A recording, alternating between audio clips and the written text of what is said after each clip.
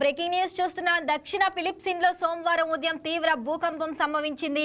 America భూకంప పరిశోధన సంస్థ ప్రకారం రిక్టర్ స్కేల్పై దీని తీవ్రత 7.8గా నమోదైంది. భూకంప కేంద్రం ఫిలిప్పీన్స్లోని మిండనావో ప్రాంతానికి సమీపంలో కేంద్రీకృతమైంది.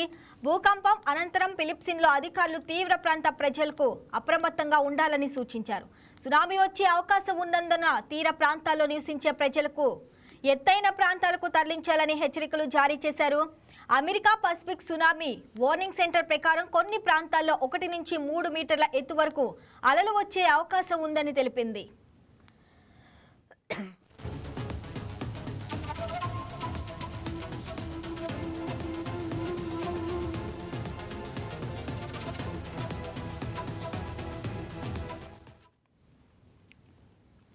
భూకంపం కారణంగా కొన్ని ప్రాంతాల్లో విద్యుత్ సరఫరా నిలిచిపోయినట్లు సమాచారం. ఇండోనేషియా, మలేషియా సహా సమీప దేశాలకు కూడా సునామీ హెచ్చరికలు జారీ అయ్యాయి. అధికారులు పరిస్థితిని నిరంతరం పర్యవేక్షిస్తూ ప్రజలను జాగ్రత్తగా ఉండాలని కోరుతున్నారు. ఫిలిప్పీన్స్ ప్రపంచంలో అత్యంత భూకంప ప్రభావిత దేశాల్లో ఒకటి. ఇది పసిఫిక్ రింగ్ ఆఫ్ ఫైర్ ప్రాంతంలో ఉండటంతో తరచుగా భూకంపాలు, అగ్నిపర్వత విస్ఫోటనాలు సంభవిస్తున్నాయి.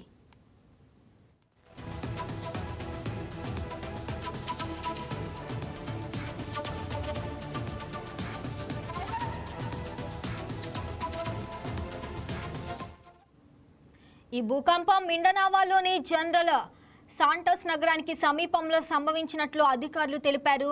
భూకంపం అనంతరం అమెరికా సునామీ హెచ్చరిక కేంద్రం ఫిలిప్పీన్స్ తీర ప్రాంతాలను భారీ అలలు ప్రభావితం చేసే అవకాశం ఉందని హెచ్చరించింది. కొన్ని ప్రాంతాల్లో 3 మీటర్ల ఎత్తు వరకు సునామీ అలలు వచ్చే ప్రమాదం ఉందని పేర్కొంది. ఇండోనేషియా, మలేషియా తీర ప్రాంతాల్లో కూడా 1 మీటర్ వరకు అలలు ఏర్పడే అవకాశం ఉందని వెల్లడించింది.